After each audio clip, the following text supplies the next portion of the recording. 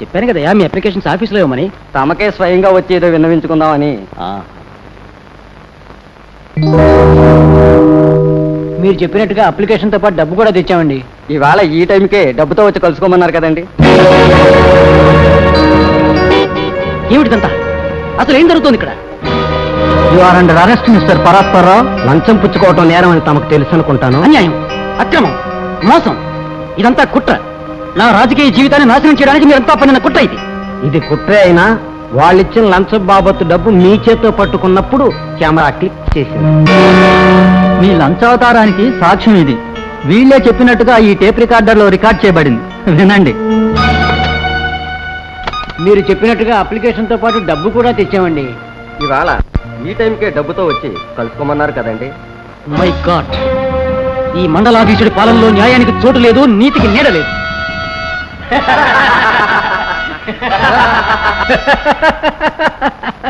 అయ్యా మండలాధీశుడు గారు, మొన్న మీరు నాటకీయంగా జరిపిన ఆ భవనం పరాత్పరరావు అరెస్టుతో లంచగొండుతనాన్ని రూపుమాపి స్వచ్ఛమైన పాలనకు పునాదులు వేయబోతున్నారని కొంతమంది జనం మిమ్మల్ని నిజంగానే మెచ్చుకుంటున్నారు.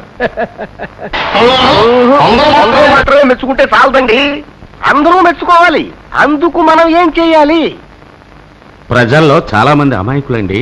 వాళ్ళందరూ శాశ్వతంగా మన వైపే ఉండాలంటే ఇలాంటి ప్రచారం చాలా అవసరం అండి. ప్రచారం అంటే గుర్తుకొచ్చింది, మాకు గోబెల్స్ ప్రచారం కావాలి.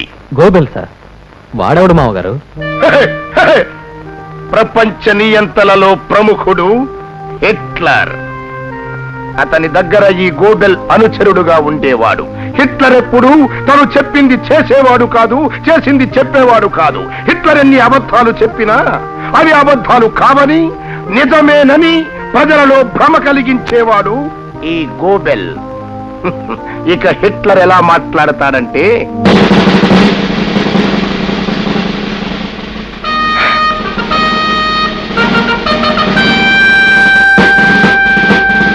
నేనే గొప్ప, నేను చేసిందంతా గొప్ప, నేనేం చేస్తే అది గొప్ప, నేనే ప్రజలు, ప్రజలే నేను, నేను నేను నేను ప్రభుత్వమే నేను, నేనే ప్రభుత్వం. ఈ మండలం నాదే, భూమండలం అంతా నాదే, నాదే నాదే నాదే నాదే. సర్వం నేనే, సర్వం సహా అధికారం నాదే, నాదే నాదే నాదే నాదే నాదే. ఇప్పుడు అర్థమైంది, చెప్తా వినండి. రైతుల సంక్షేమ పథకం, గర్భిణీ స్త్రీల ప్రసూతి పథకం, అట్టడుగు వర్గాల అభ్యున్నత పథకం, చిట్ట చివరి తమ్ముల ఉద్యోగ పథకం, గంటకో ఇల్లు, అరగంటకో బావి, ఊరుకో చెరువు, పేటకో పంపు, ప్రతి ఇంటికి ఒక బడి, ప్రతి బడికి ఒక ఆసుపత్రి, ప్రతి చేనుకి ఒక చెక్క, ప్రతి చెక్కకి ఒక మొక్క. ఇది చేస్తాం, అది చేస్తామని చెప్పి ఎప్పుడెప్పుడు అని ఎదురు చూస్తున్న ప్రజలకు ఒక్కటో అరో కంటి తుడుపుగా చేసి విపరీతమైన పబ్లిసిటీ ఇచ్చుకుంటాం, పోగ ప్రచారం చేసుకుంటాం.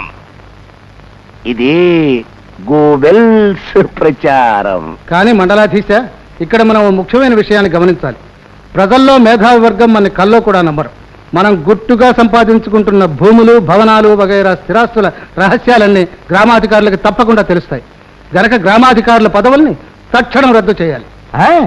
పనిలో పనిగా దేవుడి మాన్యాల్ని, బంగారు వెండి ఆభరణాలన్నీ మనం చేజిక్కించుకోవాలంటే అసలు దేవుడి మాన్యాల్ని రద్దు చేసి ఆ లెక్కాడొక్కా కూలంకషంగా తెలిసిన పాత పూజారులకి పరీక్షలు పెట్టి ఆమిష మీద వాళ్ళని తప్పించి ఆ స్థానాల్లో మనకి అనుకూలంగా ఉండే వాళ్ళని పూజారులుగా నియమించుకోవాలి. మీరు వాడి పాస్ కావద్దు.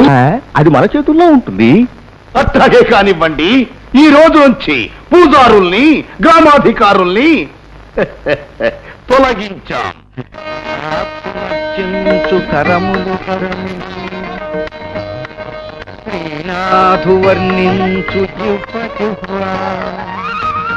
రంగా, పాండురంగా, శ్రీరంగరంగా, నీ దివ్యమంగళ విగ్రహాన్ని నా చేతులారా అలంకరించి జన్మ చరితార్థం చేసుకుంటాను తండ్రి. రంగా, శ్రీరంగా.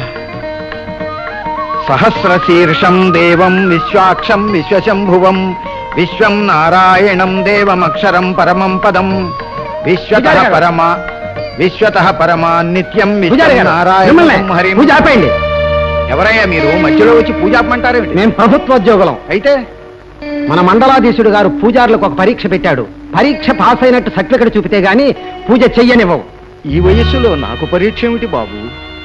నాకు ఊహ తెలిసినంత వరకు మా తాతగారు నమ్మక చమకాలతో తనకు 80 ఏళ్లు వచ్చే వరకు ఈ దేవాలయంలోనే అర్చన జరిపారు. ఆయనకి ఏ సర్టిఫికెట్ ఉంది? ఇక మా తండ్రి గారు విధి విధానంగా పరమ పవిత్రంగా ఈ ఆలయంలోనే తనకు 70 ఏళ్లు వచ్చే వరకు పూజలు జరిపారు. ఆయనకే సర్టిఫికెట్ ఉంది. ఇక నేనా? తమరు భాగవతోత్తములు, తమకు పరీక్ష ఏమిటండి? భాగవతుల దాసుణ్ణి. ఆ నా పాండురంగనికి ఆచార్యోక్తంగా పూజలు చేయడమే నాకు తెలుసు. నా పూజల్ని నా దేవుడు ఎన్నడూ కాదనలేదు. మన మండలాధీశుని ఆజ్ఞను మేము పాటించి తీరుతాం. దేవుళ్ళకు అలంకరించిన ఆభరణాలన్నిటినీ స్వాధీనం చేసుకుని ఒకే చోట భద్రపరచమని వారు శాసించారు. వద్దు, నా స్వామి దగ్గర తీయకండి. నా స్వామిని బోసిగా చూడలేను. ఈ దౌర్జన్యాన్ని సహించలేను. వద్దు, వద్దు.